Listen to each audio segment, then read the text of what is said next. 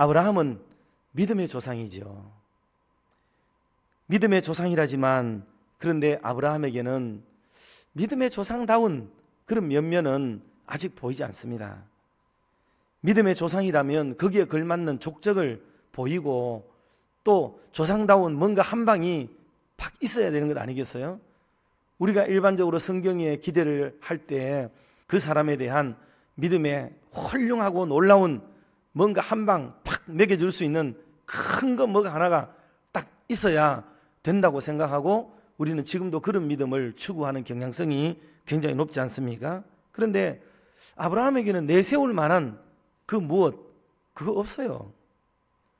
그런데 이 아브라함의 행보는 천천히 가는 것 같지만 성장일로로 치달았고 그리고 홀로 가는 길이 아니었고 늘 주님과 동행하는 길이었던 그것, 여러분 그게 바로 흔들리지 않는 믿음의 걸음을 걸어야 되는 그 믿음의 조상의 면을 우리에게 보여주고 있다 하는 것을 우리가 알아야 하겠습니다. 그래서 그는 기도하면서 하나님의 뜻을 묻고 그리고 기도하면서 자기의 행보를 하나님께 아뢰고 그리고 도우심을 구하고 하나님은 응답하시고 늘 함께 하시는, 그래서 일상의 삶의 현장 속에 주와 더불어 동행하는 멋진 삶을 보여준 것이 바로 아브라함의 삶이었다 하는 거예요.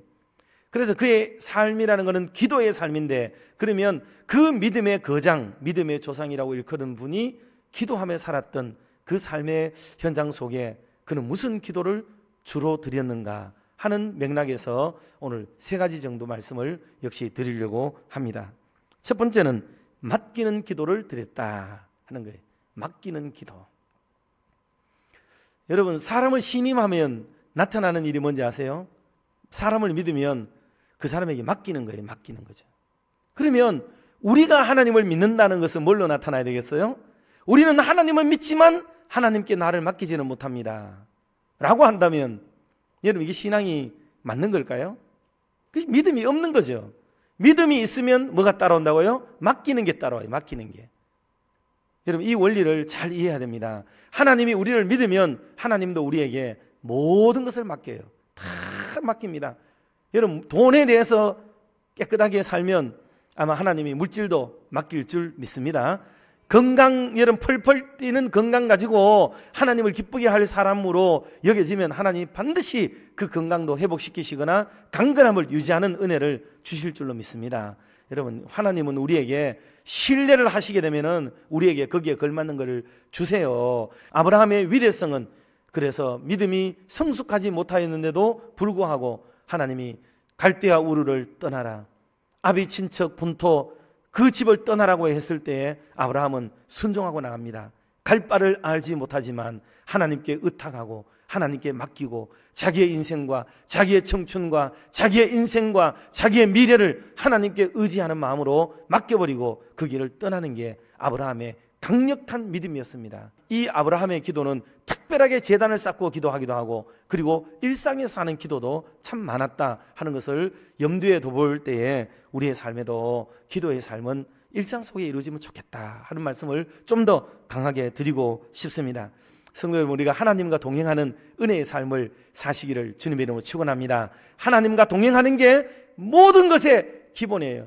여러분, 사람은 믿을 존재가 아니고 사람은 뭐 한다고요? 사랑해야 될 대상이다 하는 것을 기억을 하고 하나님은 신뢰의 대상으로서 하나님께 우리가 기도의 제단을 쌓아야 되겠습니다. 두 번째로 아브라함의 기도는 회개의 기도를 드렸어요. 회개. 아브라함은 처음부터 말씀드렸듯이 온전한 믿음의 사람은 아니었어요. 가나안에 들어온 지 얼마 되지 않아서 겨우 도착한 가나안인데 그 가나안 땅에 도착하자마자 가나안 땅에는 흉년이 크게 들었어요. 그때 이 사람의 영성은 떨어져 버리는 거죠. 믿음이 자라나는 믿음이기 때문에 어느 한순간에는 이게 멍하니 그 믿음이 작동되지 않는 거예요. 작동되지 않아요. 그러니 순간 아이고 여기까지 왔다가 이 땅을 하나님이 자손에게 주리라 했던 말과 이런 많은 말들은 다 잊어버리는 거예요.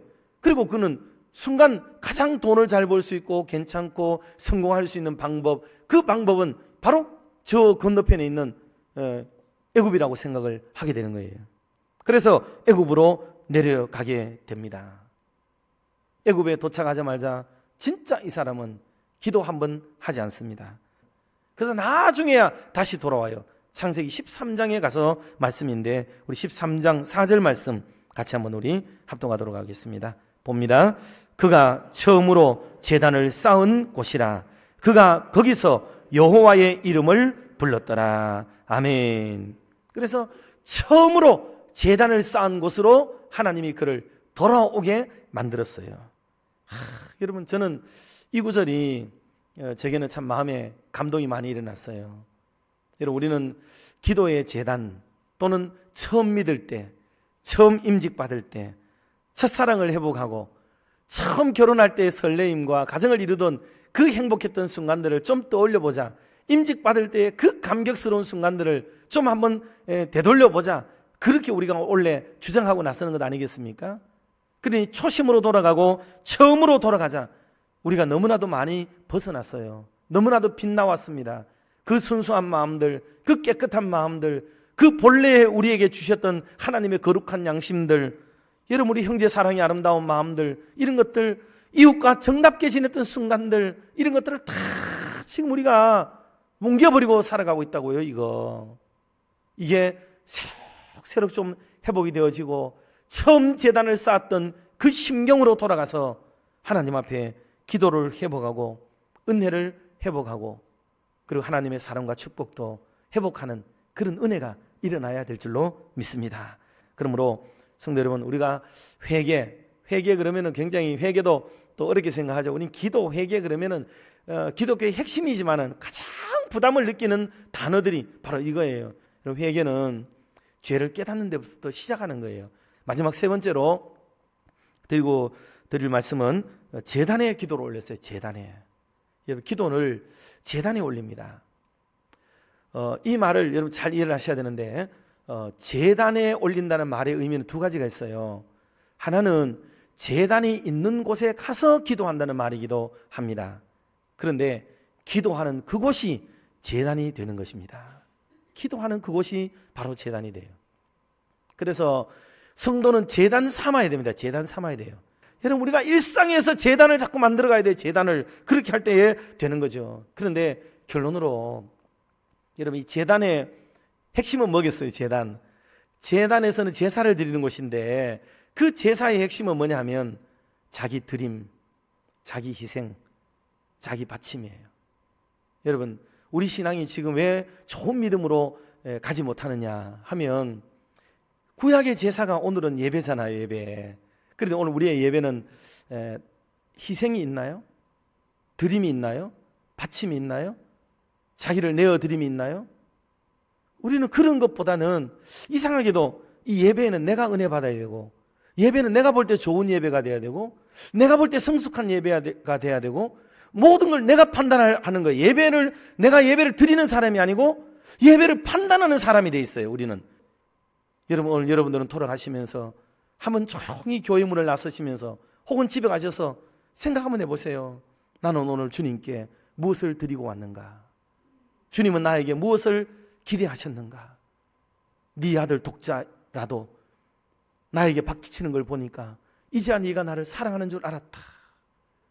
주셨던 그 놀라운 믿음의 단계까지 아브라함이 성숙돼 가는 게 22장이 나오는데 그제서야 하나님이 아브라함의 제사를 정말 기뻐하시고 그의 인생을 받아주셨어요. 그러므로 사랑하는 성도 여러분, 오늘도 저와 여러분이 하나님 앞에 드려야 될 것들이 과연 무엇인지, 그리고 제대로 된 예배를 우리가 진짜 드리고 있는지 잘 한번 생각해 보시면서 하나님을 기쁘게 하는 은혜의 삶을 살아가는 저와 여러분이 다 되시기를 주님의 이름으로 축원합니다.